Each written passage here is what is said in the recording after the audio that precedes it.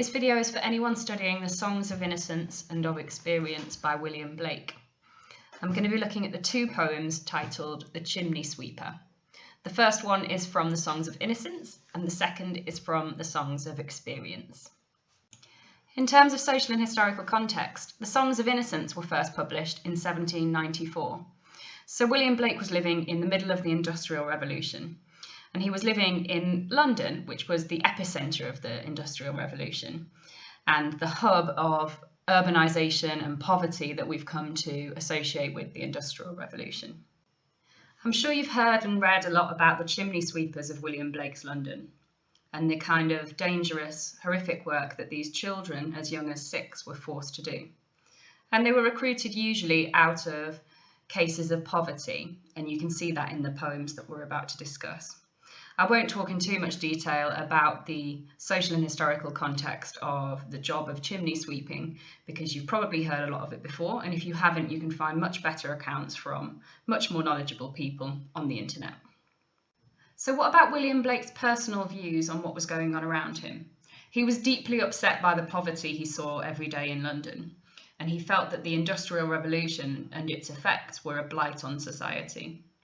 Some people, such as E.P. Thompson, have seen William Blake as a visionary or even a revolutionary, and that we should be reading in his poems these indications of his social and political visionary ideas, and I'll talk more about that later.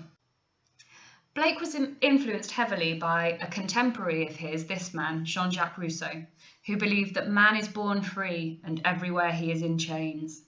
So he believes that babies are born innocent and free, and that society slowly corrupts them and turns them into a part of their evil institutions. As we read, we'll see if we can find anything that resonates with Rousseau's ideas in these poems.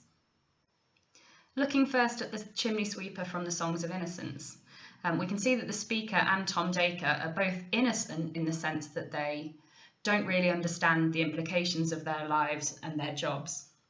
However, you could ask the question, is it innocence or is it ignorance?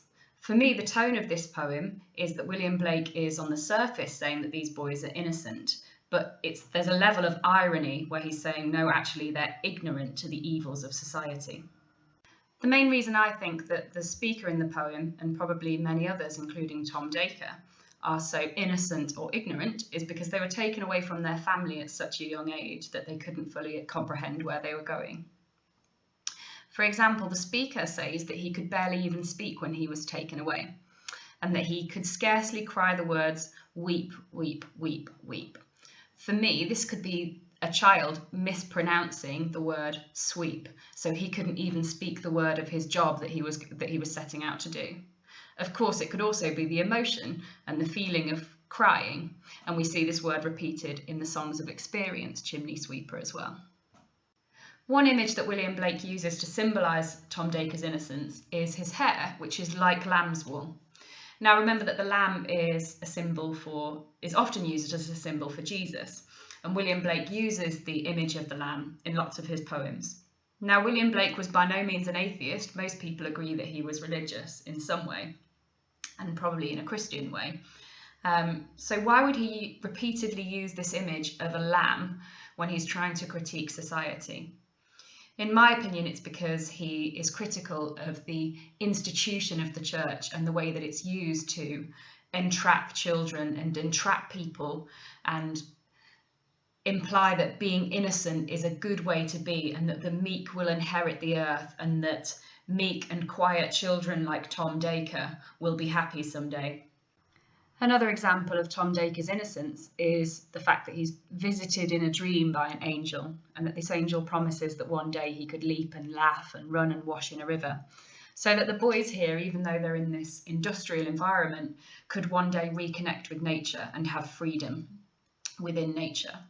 And this dream sustains him for the rest of the day, even though he's cold and hungry. And this shows his innocence, that he's able to cling on to this dream, even in the face of a very stark reality. This is in contrast to the Experience poem, and we'll talk about that later.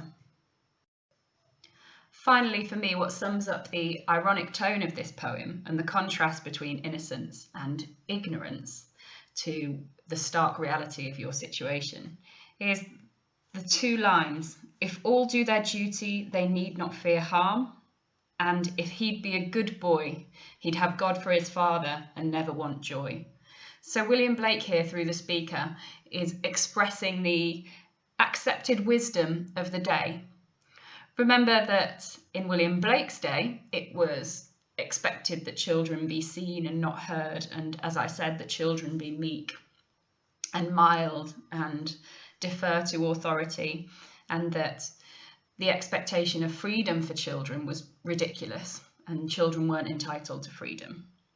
And here William Blake is expressing this received wisdom that if you just do your job and if you just be a good boy, whatever that means, that one day you'll be happy, you'll get to heaven, you'll be free, whatever these things mean.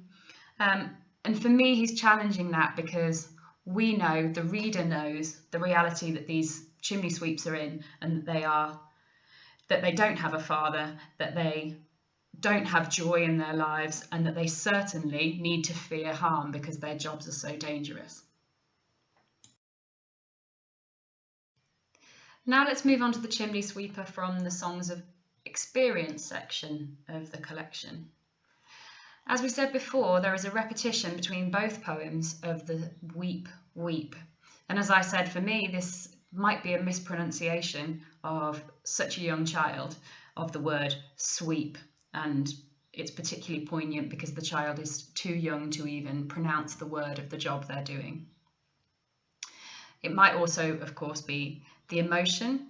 And it's interesting that the child is using the word weep instead of crying out loud or sobbing. The speaker in the poem here is talking about hearing the child saying the words weep instead of crying. Is it because he's learnt not to cry and he might get beaten or disciplined if he cries? Thinking back also to William Blake's feelings that innocent people and meek people in society, especially children, get harmed by adults and institutions. So in this poem, he chooses to say that the child was clothed in the clothes of death and taught to sing the notes of woe by the adults in his life, presumably, because he was happy upon the heath. It's as though the child is being punished by society for being young, innocent, and happy. Perhaps this is a reflection of Blake's wider feelings about society. Remember, for example, that he agreed with Jean-Jacques Rousseau that children are born innocent and free, and that society slowly puts them in chains.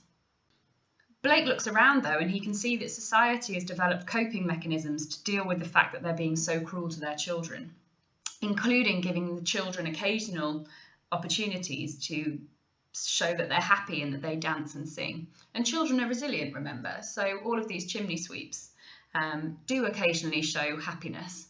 And because of this, the adults in society can deal with the injustices that they're inflicting on the children. And finally, as I said, I don't think that Blake was an atheist. I think that he did believe in God. However, he was highly critical of the institution of the church that in his eyes was complicit in the cruelty of these children and that gave excuses for the cruelty that was inflicted on these children. So here the adults have gone up to the church to pray and to help the priest and the king make up a heaven of our misery.